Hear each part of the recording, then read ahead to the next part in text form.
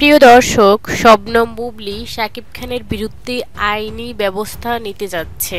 বুবলি ম্যাডামকে যে উনি যদি এই পদক্ষেপ নিয়ে থাকে, একজন নারী হিসেবে তার এটা অধিকার। তার হাজবেন্ড যদি তার পারমিশন ছাড়া আরেকটা বিয়ে করে, সেখানে যদি আইনত অপরাধ হয়, সেটার ব্যাপারে তার লড়াই করা উচিত। তৃতীয়বারের মতো বিয়ে করতে যাওয়ার জন্য বুবলির কাছে পারমিশন চায়নি শাকিব খান।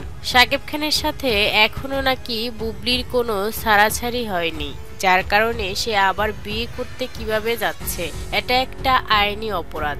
এভাবেই মিডিয়ায় চলছে এখন একে অপরের বিরুদ্ধে আলোচনা সমালোচনা। ভিউয়ার্স, বিস্তারিত জানতে ভিডিওটি না টেনে আমাদের সঙ্গে থাকুন। কিছুদিন যাবৎ ধরে চলছে মিডিয়ায় শাকিব খানের বিয়ে নিয়ে অনেক কানা ঘুষাঘুষি। শাকিব খান আবারও বিয়ে করতে চাচ্ছে নিজের পরিবার এবং আত্মীয় স্বজনের সবার পছন্দ মতো। সে নাকি এক ডাক্তার মেয়েকে বিয়ে করতে যাচ্ছে, নিজেই পছন্দ করে রেখেছে, সামনেই তাদের বিয়ে, এমনটাই শোনা যাচ্ছে।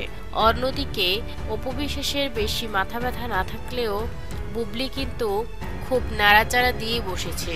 সে বলছে, কিভাবে বিয়ে করে তৃতীয় বিয়ে, আমি তো আইনি ব্যবস্থা নিতে যাচ্ছি সাকিবের বিরুদ্ধে। সে তার বউ রেখে এবং সন্তান রয়েছে, বউয়ের পারমিশন না নিয়ে কিভাবে আবার বিয়ে করতে চায় সে ব্যাপারটা আমি দেখে নিব। অনেকেই আবার বলছেন, বুবলির সাথে শাকিব খানের তো বিয়েই হয়নি, তবে কিসের পারমিশন নিতে যাবে শাকিব ভাই? শাকিব ভাইয়ের কোনো হাত পা বাঁধা নেই, কারণ বুবলি ম্যাডামের সাথে সেইভাবে বিয়েই হয়নি, তবে কিসের অনুমতি? এভাবেই চলছে আলোচনা। অন্যদিকে আলোচনা চলছে, যদি বিয়ে না হয় তবে বাচ্চা কিভাবে আসলো, এমনটাই চলছে আলোচনা সমালোচনা। অন্যদিকে বুবলি কিন্তু বসে নেই, তিনি সাকিবের বিরুদ্ধে আইনি ব্যবস্থা নিতে যাচ্ছে।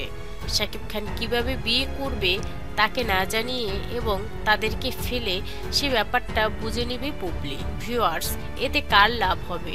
আর শাকিব খান যদি তৃতীয়বারের মতো বিয়ে করে অন্য কোনো মেয়েকে, অপবিশ্বাস বুবলি ছাড়া, তবে কেমন হয়?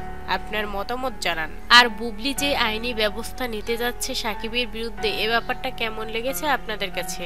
জানান মতামত ভিডিওর নিচে থাকা কমেন্ট বক্সে।